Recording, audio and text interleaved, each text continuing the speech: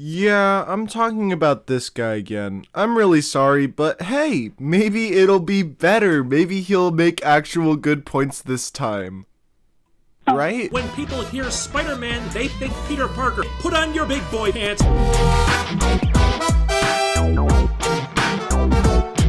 What is up, Jacob? My name is Kribby, and we are here talking about Thorias Unlimited a second time. If you haven't seen it, I made a video on this guy a couple of weeks ago when he made a TMNT review that I thought was utterly dog shit. Little did I know that he actually made a video on Across the Spiderverse a couple of weeks ago that I had just seen. And let me tell you, if his review on TMNT Mutant Mayhem was dog shit, then this one was straight 15 pounds of cow manure. As you can probably tell by the gameplay on screen, I quite liked both Spider-Verse movies, and I think that they're both great despite my previous opinions on a now deleted video being otherwise. Before we can get to Thorias's truly awful takes about Across the Spider-Verse, we have to remember something that he told us 5 years ago, that he never watched Into the Spider-Verse. If you want to see Into the Spider-Verse, go ahead. As for me, while I may end up seeing it at some point, for now,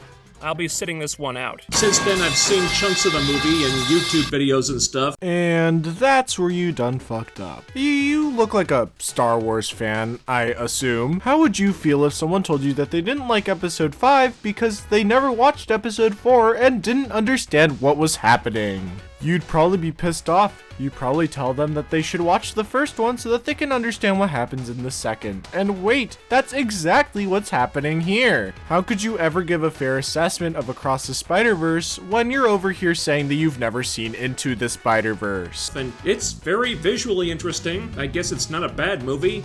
I just don't care about it. But between that video and the ones I made on What If, I think I've explained in great detail why I don't like all this multiverse Spider-Verse stuff. In small doses, you can get some interesting stories out of it, but when it's overdone, it dilutes the brand, becomes gimmicky as hell, and inevitably turns into a crutch for lazy writers, a tired concept generator for action figures, and not much else. You almost make a good point here, but in order for it to be finished, you have to explain some movies and examples for why they suck, and then tie it to both Spider-Verse movies. For Across the Spider-Verse, if you nitpick hard enough and ignore all the actual good storytelling here, then maybe you could find some reason for why it fits into this trope. For Into the Spider-Verse, it's going to be a bit difficult because you've never fucking seen it. But I saw and am reviewing Across the Spider-Verse for a few reasons. Number one, they announced that they were bringing back Josh Keaton to voice the spectacular Spider-Man from the best Spider-Man cartoon of all time, and he was going to be a part of this movie. I couldn't not see the film after I heard that. He's on screen for 5 seconds. I got excited for nothing. That sounds like a you problem, bud, because even the earliest articles expressly said that it was a cameo.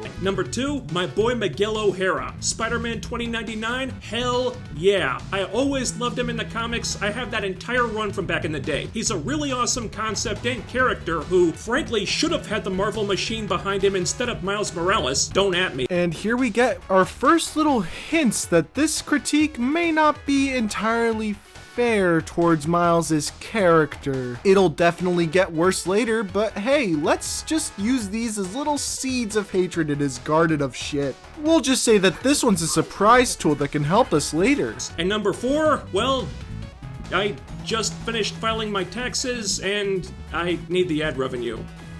Like, a lot of it. Well, I hope that ad revenue helps you sleep tight at night when you remember that you disingenuously reviewed a movie that you shouldn't have been seeing anyway. So here we are. I saw the movie the other day, and I still don't care. Sorry. Sorry's not good enough, King. Honestly, for the level of mental distress that you've caused me, you should be giving me a formal written apology and a $500 fine.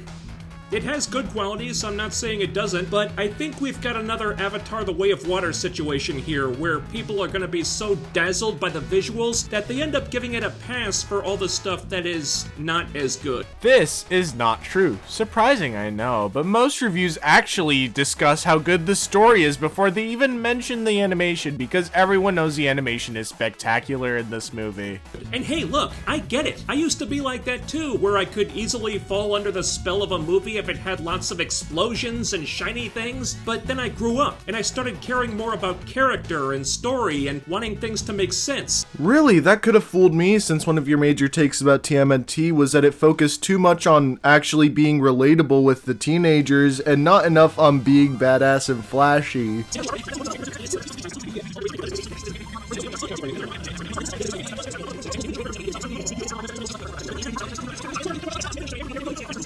Though they were clearly in box-checking mode here. I mean, by the time they got to diverse female spider person in a wheelchair, I was like, okay, cool it guys, I think we've got enough. Right, because seeing Peter parked car, the spider buggy, was completely fine, but seeing a woman in a wheelchair was just too unrealistic. If that truly is the case, and I'd like to introduce you to Charlotte Weber, the Spider-Woman of Earth 20,023. There is a double edge on this sword. Even though the movie is an incredible technical achievement, you can't have too much of a good thing, because there comes a point where there are so many different characters animated in so many different styles, and there are so many different looks and colors and things coming at you all at once that I don't want to say it becomes hard to watch, because that's not right, but it gets dangerously close to full-blown sensory overload here, where I almost had to look away a couple times because the movie was pummeling me with stuff faster than I could process all of it, and it was just too damn much. I mean, the visuals were at a 15 here. Dial it back to 11. Holy shit. I appreciate the effort. I really, really do. But less is more is a thing for a reason. Wow, it's almost like the big chase scene is supposed to be a visual cacophony that allows the audience to be in Miles' shoes and feel the anxiety that he feels running away from a bunch of spider people.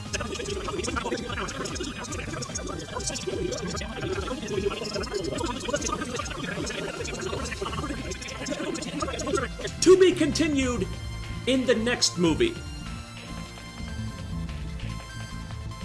What? I mean, maybe you don't recall this, but the movie was actually advertised as a part 1. They said it as early as 2022 CinemaCon. Lord and Miller showed up and said that the movie would be a part 1 with part 2 coming later. I understand that you may not have known that, but at the same time, you also haven't seen the first movie, so I don't even know why you would know anything about this movie in general. Now, if you thought that this was bad, somehow his last part of the review is even worse. Buckle up! First, we have the Spot, who's written as such a pathetically over-the-top beta loser that you can't even take him seriously. Yeah, he starts out that way, but then over the course of the film, he actually becomes an intimidating villain. I mean, do you not remember what happened in Mumbattan? Were you asleep? What was happening there, bud? I mean, personally, I like movies where the villain grows along with the hero. I think it's good character writing. But hey, the words beta male go together to make a really good political buzzword, so I guess that eliminates any good this movie has. And that's not even the real problem. The real problem is that the movie thinks he's the bad guy, wants us to think he's the bad guy, but he's not. The real bad guy is Miles Morales. Girl, shut the fuck up. You thought you ate that? When they show us Spot's backstory, they explain in detail that because of Miles' actions, because of what Miles did to him, Spot lost his family, lost his career, was turned into some freakish, malformed monster so people can't even look at him now, lost any hope of ever being able to have a relationship or lead a normal life, had no way of supporting himself anymore, so he had no choice but to turn to crime just to get money to survive, and Miles doesn't even realize what he did to him. Oh boy, oh boy, oh boy. What a disheartening take there. Everything that the Spot recounts in the story happens in the first Spider-Verse movie, so if you haven't seen it, then you're missing crucial parts of the story that the Spot and Thorias clearly don't know. We've got a lot to cover about this devastating take, so here we go.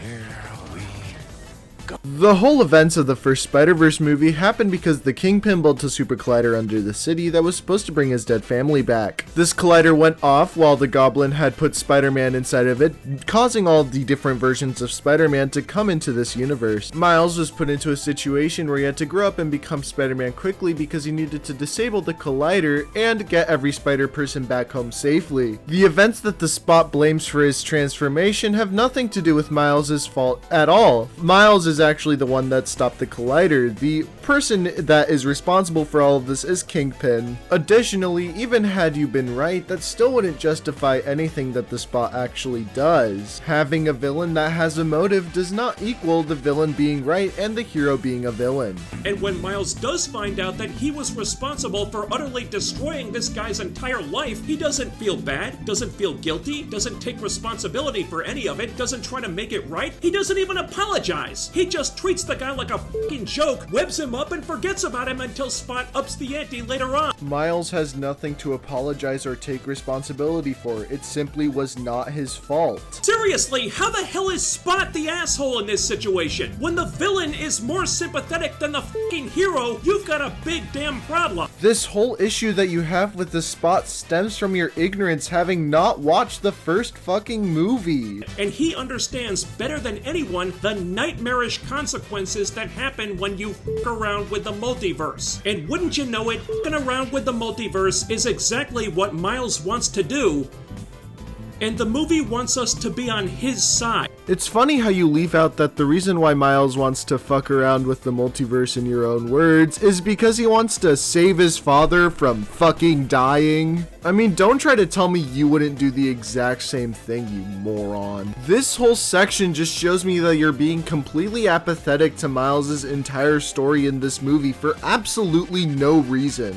The dynamics here are so ass backwards, because when they reveal the truth about Miles' origin and how it relates to the multiverse, the movie lays it all out that Miles Morales being a Spider-Man is not a thing. It's a massive fanfic-esque fluke that should never have happened, and the fact that it did happen has caused an unimaginable shitstorm that a hell of a lot of innocent people are now the victims of. It's not Miles' fault that he got bit in the sewers by a radioactive spider from another dimension. Shut the fuck up and legit watch the first movie, because all of these points are answered in that, you moron! And Miguel is desperately trying to stop him because Miguel is the only one acting responsibly in this situation, and the fucking movie actually tries to vilify him for it. What the f***?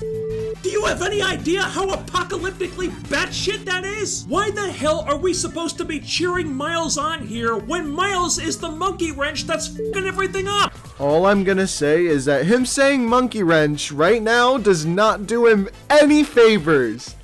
At all. You racist? Also, on top of all of that, his description of what's happening here is also very simplified and doesn't actually take into account any of the actual nuance inside of the movie. Shocking, I know, but I don't think he's the kind of person that actually deals well with nuance. Yes, the movie does want you to root for Miles. The movie wants you to root for Miles and try to figure out how he's going to save his father and the multiverse at the same time. Miles is a character that wants to have it all, similar to another character from another piece of Spider-Man media. It's funny how when Peter does something, it's fine, and it's actually great when Peter decides not to go after Sandman to play football, for example. But when Miles does something as understandable as trying to save his dad from certain death, it's apparently something that you can't understand and just isn't a good Spider-Man writing. I would like to state for the record that I do still love the Spectacular Spider-Man and this episode, but I do have to state that it is a much less sympathetic motive than Miles's.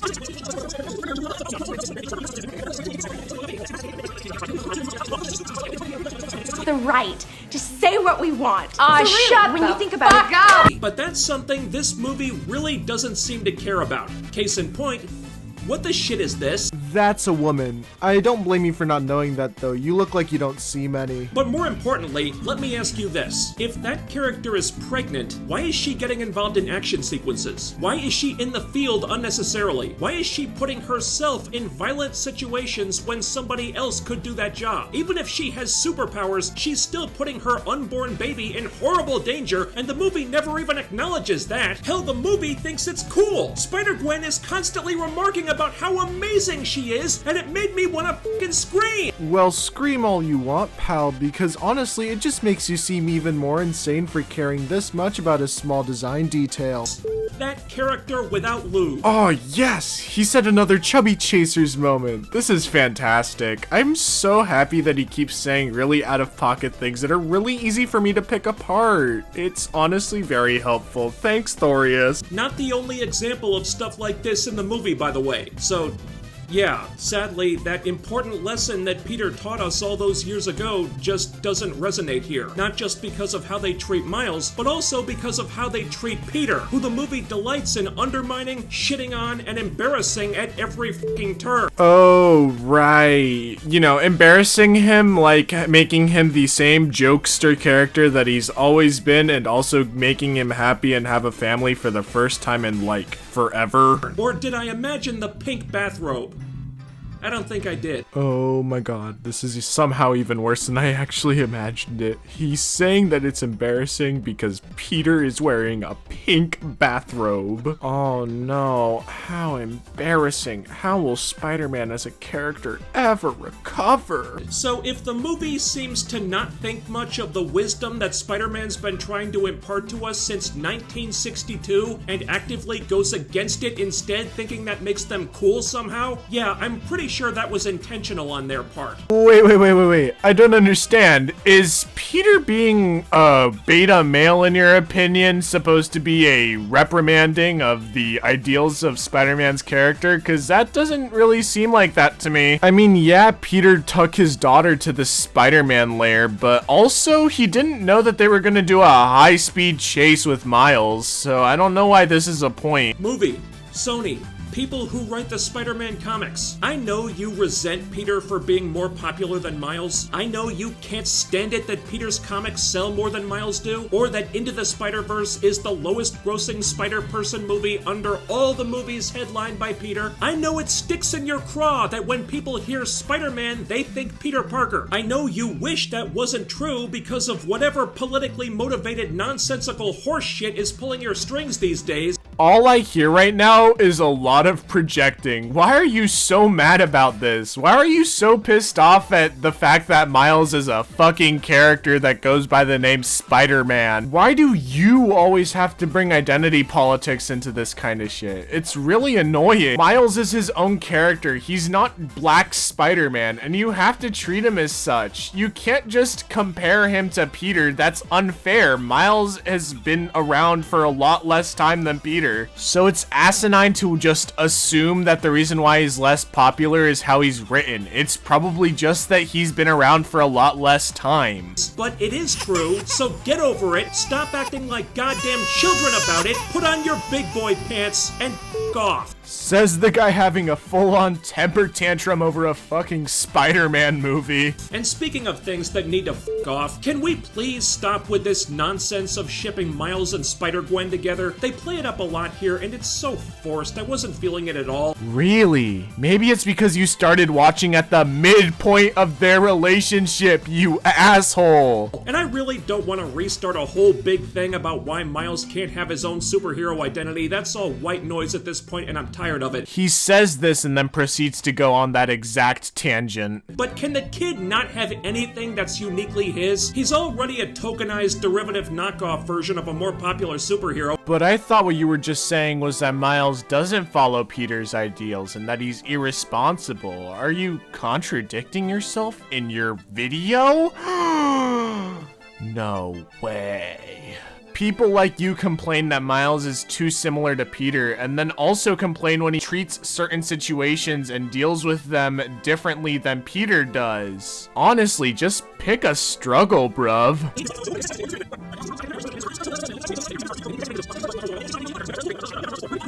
And you wonder why people say Miles Morales is Miles Morales? It's not because those people are assholes, it's because Miles Morales has no fucking identity of his own outside of being Miles Morales. You just said a whole bunch of bullshit that I don't think anyone will ever be able to decipher, so you know what, Thorias, if you're watching this video, could you please just kindly leave what you meant to say in the comments? I really want to understand what inane point you're saying. Don't look at me! I didn't create him that way! And if the writers at Sony and Marvel and whatever else have it in their heads that Miles is incapable of having his own identity, of being his own unique person and forging his own path independent of other characters, including the one he was copied and pasted from, if he has to leech off of everything that is Peter Parker just to exist, that doesn't say anything good about Miles as a character, does it? Wow, maybe you would know all this shit if you watched the first fucking movie! Again, I hate to sound like a broken record, but this has to be said. Miles' character is completely different from Peter, especially in the way that they're characterized between movies. Miles Morales is a kid who enjoys graffitiing. He's a kid who has a cop for a parent and a supportive mom. He's a kid with a family and an uncle who ends up being the Prowler. That's nothing like Peter's origin story, and it's asinine to assume that they're just the same. But I guess being asinine is right in your brand, right? And any attempts they do make to differentiate him even a little bit come off like either total bullshit or go against the identity they want Miles to have. For example, Miles is supposed to have the powers of a spider, right? So how does that include turning invisible and controlling electricity? I don't think spiders can do that. It's called camouflage and also stinging. I mean, I know that you're not smart, but you could at least try to use, like, one brain cell. Does anyone want to explain this? And in a larger sense, Miles makes a big decision in this movie that goes completely against the very commonality that makes a Spider-Man, and also, frankly, what makes an interesting character. So, that's one thing Miles has, I guess, but that thing is probably going to be bad for him in the long run and just reinforces what his critics have always said about him. So, I'm not sure how that's supposed to be a positive. Genuinely, legitimately have no clue what he's talking about here. Like, absolutely none. I have no idea. Alright, let's put this thing to bed. Visually, the movie looks amazing. On a technical level, it's downright masterful. Yet another case where Thorias just keeps talking while a GIF of the movie plays in the top right corner. Could you not at least put a little bit more effort into your videos? Like, they're not substance, but they also don't have any style. Can we, like, get something, like, please? And that's all he had to say for Spider-Man Across the Spiderverse. One of the most embarrassing videos I've ever seen. Even looking past the fact that he hasn't seen the first movie, which, mind you, is a big fucking thing to look past. He also can't make a good criticism of this movie to save his life. It really is a shame because any actual criticism of this movie, like the pacing, is drowned out by all of this racist and nonsense talk that he just has. Dude cannot shut up about his identity politics and just let a movie be a movie. God damn. Regardless, let me know what you thought about this video, Thorias' take, Spider-Verse, whatever you want to talk about in the comments below. Make sure to like and subscribe and all that jazz. You know what the deal is. I don't know if I'll keep making Thorias videos. I think I will, but they won't be as common as these last two have been. Maybe one every 2 months because he is kind of a goldmine for content. So anyways, I hope you guys enjoyed and I'll see you guys later.